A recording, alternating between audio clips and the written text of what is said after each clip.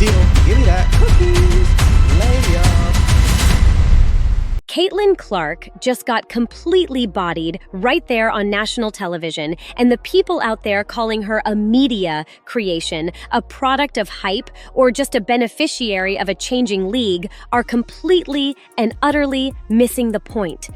If you watched that game, if you saw what unfolded on that hardwood, you know exactly what I am talking about.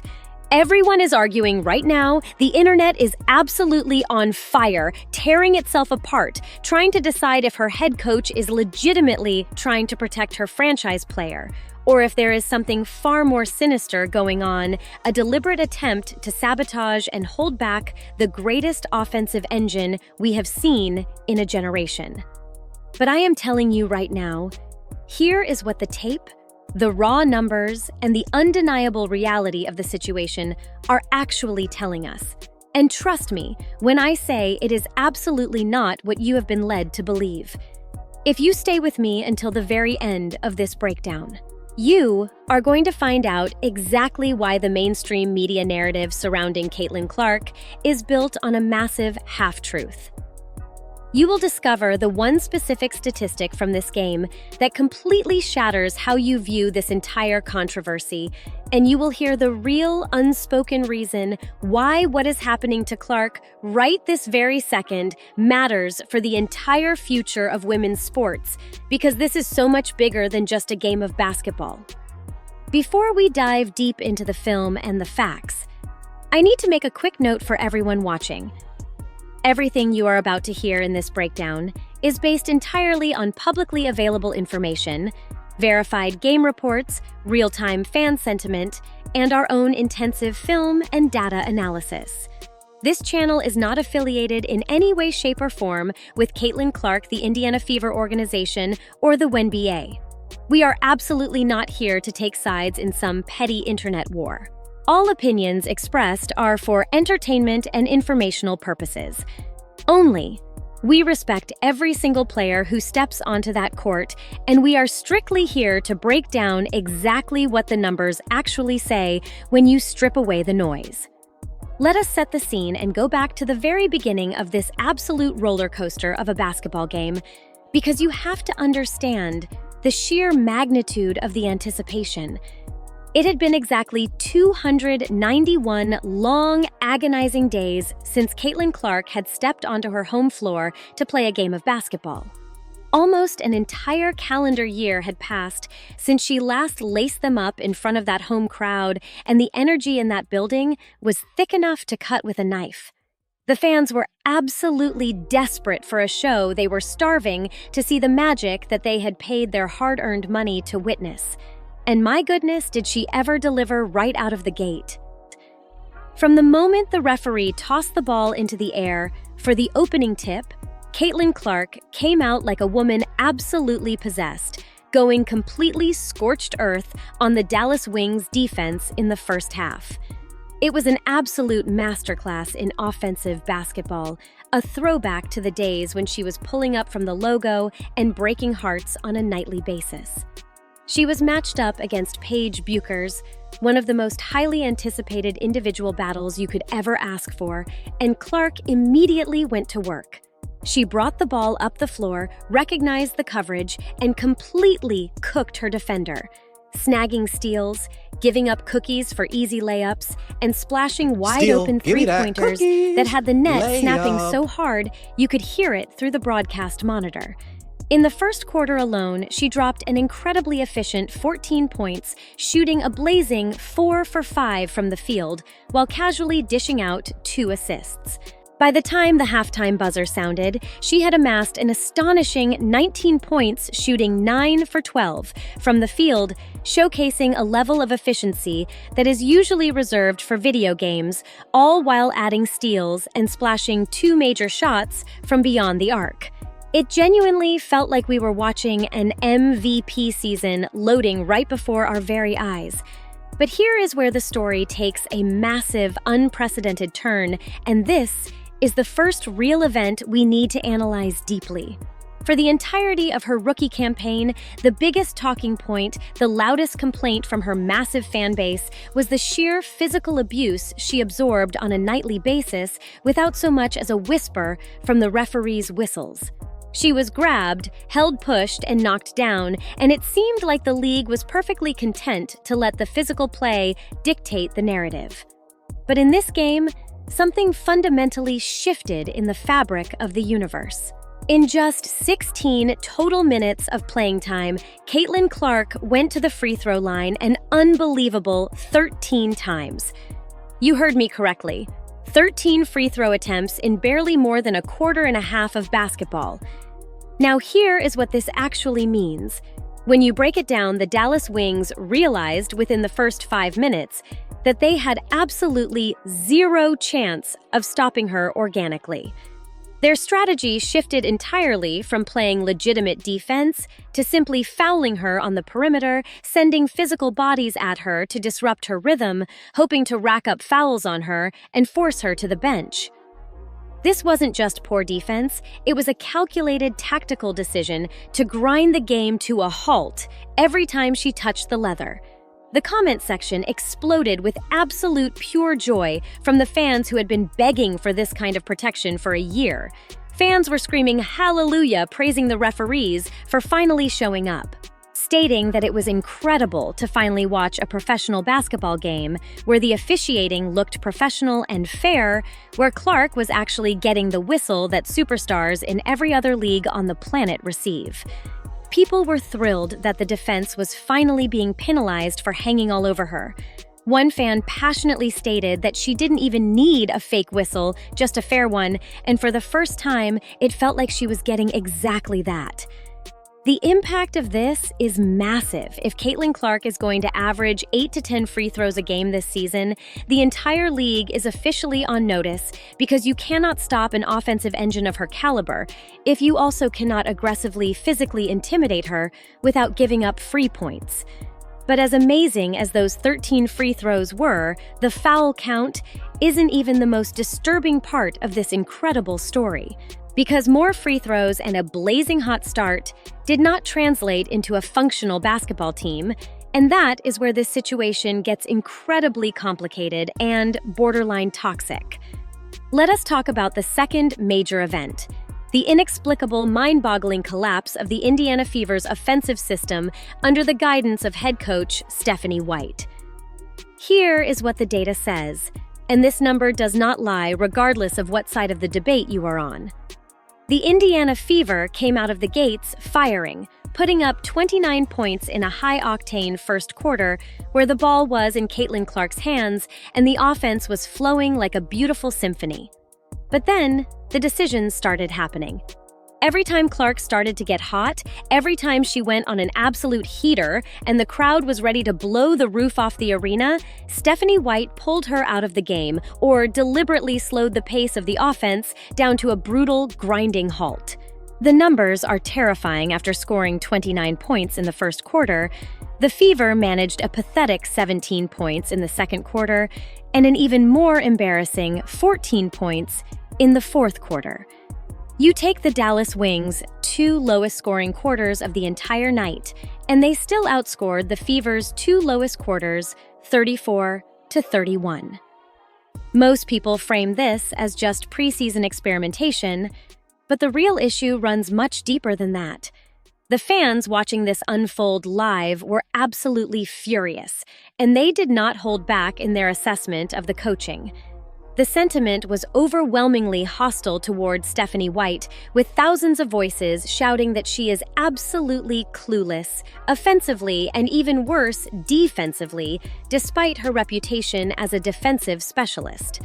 Observers pointed out that every single time the camera caught Stephanie White yapping in Caitlin Clark's ear on the sideline, the very next possession, the offense would completely fall apart. The ball would stick.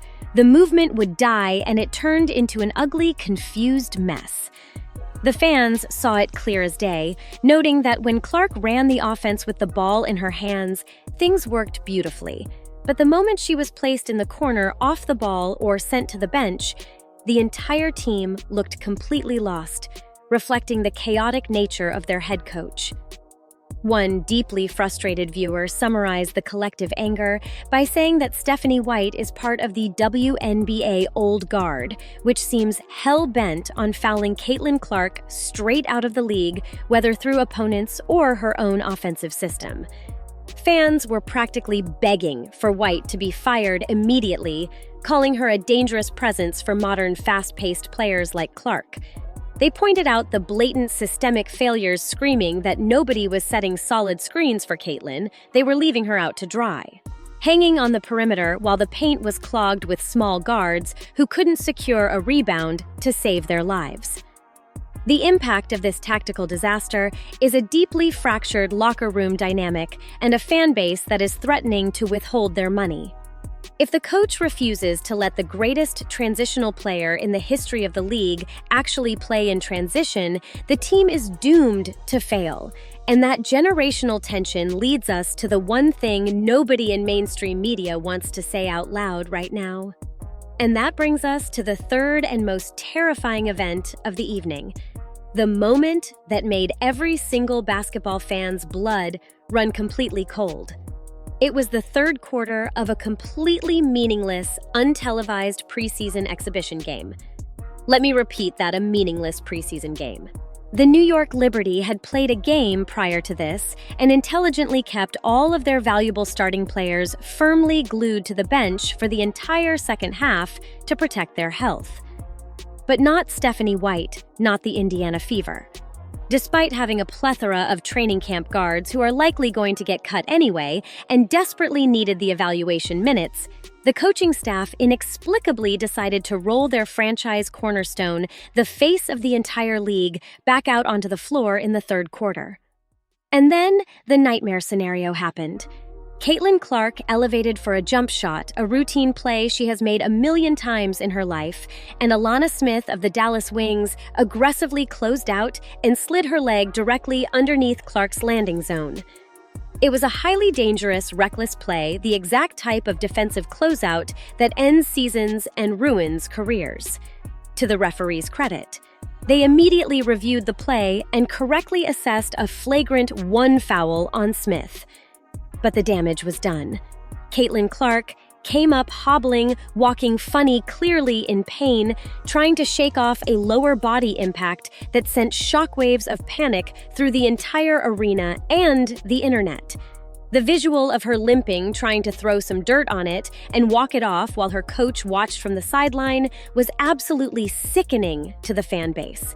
The outrage was instantaneous and nuclear. Why in the world was she even playing a single second in the third quarter? What more could the coaching staff possibly need to see from a player who had just dropped 19 points in the first half?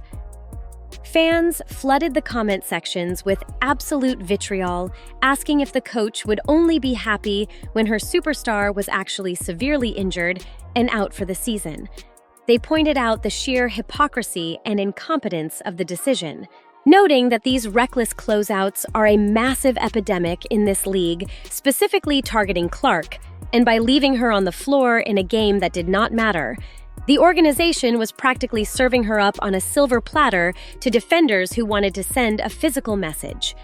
The fans were livid, with one stating that Stephanie White should be fired immediately for risking the injury of the only reason millions of people even tune into the games. Another fan took it even further, suggesting a full-scale boycott of the first few regular season games, arguing that the league and the organization gladly take the massive financial explosion that Clark brings. But they still seemingly harbor deep resentment toward her and are not afraid to put her in harm's way. The sentiment was clear. The fans believe that if they do not hit the owners in their wallets, the systemic abuse and terrible coaching decisions will never change. This isn't just about a rolled ankle or a bruised knee. This is about the complete lack of institutional protection for a generational asset. And while we are talking about institutional failures, we have to talk about the absolute disaster class put on by the supporting cast, because Caitlin Clark cannot win games by herself playing 1 against 5. This game exposed massive glaring holes in the Indiana Fever's roster construction holes that the front office seemingly ignored during the entire offseason. When you look at the box score, it is a horror story of inefficiency. Kelsey Mitchell, affectionately known as Money Mitch, was digging absolutely no ditches out there, having a brutally rough night.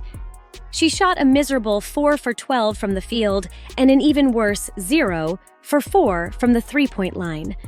The fans were merciless, pointing out that she was jacking up terrible shots, missing layups, and playing hero ball while completely ignoring wide-open teammates. And then there is Damiris Dantas, a player who was brought in to provide floor spacing and veteran presence. She played like an absolute shell of a professional basketball player, going a catastrophic 2 for 11 from the floor. Fans were tearing their hair out, watching her chuck up brick after brick from the three-point line, playing zero defense and looking completely lost on the court. The comment section was brutal, with people asking why Dantas was even on the roster, calling her a wasted plane ticket, and demanding that she be cut immediately because her overseas performance clearly does not translate to the speed and physicality of the WNBA. The Fever's roster is incredibly unbalanced, constructed with a bizarre obsession with drafting small guards while completely neglecting size and rebounding. They were getting bullied in the paint, the interior defense was practically non-existent, and without the crucial presence of Aaliyah Boston and Lexi Hull, who were out for this game.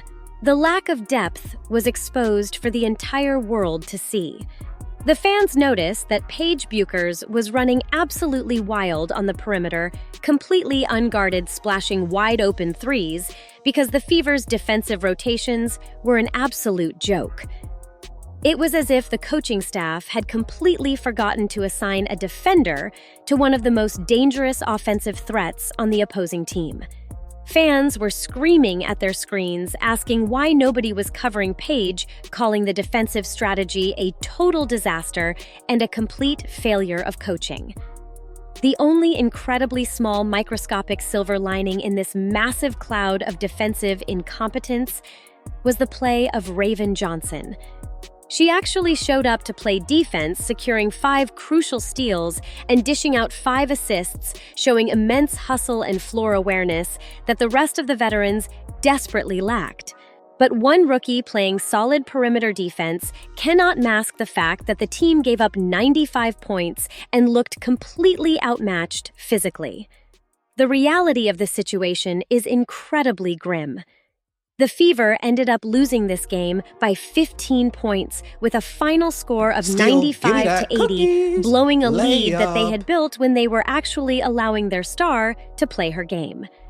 The fans are already predicting a long, painful sub-500 season if massive changes are not made immediately to the coaching philosophy and the roster rotation. They are terrified that the systemic refusal to build a competent team around Clark, combined with the bizarre coaching decisions that expose her to unnecessary physical harm, is going to lead to a disastrous sophomore campaign. They are begging for the front office to wake up to stop trying to force Clark into an archaic, slow-paced offensive system that completely neutralizes her otherworldly transitional skills, and to surround her with bigs who can actually catch a pass, set a hard screen, and grab a crucial rebound. The frustration is palpable, and the clock is ticking incredibly fast. Here is the thing: when you step back and look beyond the immediate anger of a preseason loss, beyond the agonizing box scores, and the questionable coaching tactics, Caitlin Clark's story teaches us something profound that we can all use in our own lives. When an entire established system seems meticulously designed to slow you down, to physically punish you, to marginalize your impact, and the massive crowds still show up for you anyway, screaming your name, that is absolutely not luck. That is undeniable proof that doing the grueling work in the gym, maintaining your focus in the face of incredible adversity, eventually speaks so much louder than any manufactured controversy ever could. Pressure does not build champions out of thin air. How you respond to that crushing pressure is what truly defines your legacy. Caitlin Clark walked into a professional sports league that was completely unprepared for the seismic shift she brought with her. She was asked to carry the massive, unprecedented expectations of millions of new fans, a financial burden that no rookie in the history of the sport should ever have to shoulder. And despite being hammered to the floor, despite having her minutes strangely managed, despite being surrounded by a roster that desperately needs an overhaul, she still shows up every single night and drops 21 points in 16 minutes. That is not just a compelling sports story anymore, my friends. That is a blueprint for resilience in the face of institutional friction. In a world that desperately wanted her to be absolutely perfect from day one and actively roots for her to fail the moment she isn't her real superpower, isn't her limitless shooting range from the logo. Her superpower is her unrelenting willingness to take the hits, both literal and metaphorical, to be imperfect in a highly public arena, and to keep getting back up and shooting the ball anyway. Clark did not silence her harshest critics by arguing with them in press conferences or complaining on social media. She silenced them by stepping onto the hardwood, demanding the ball, and playing the game at a level that forces everyone, even the referees, to finally pay attention. Now, I want to hear from every single one of you watching this right now, because your voices are the pulse of this entire movement.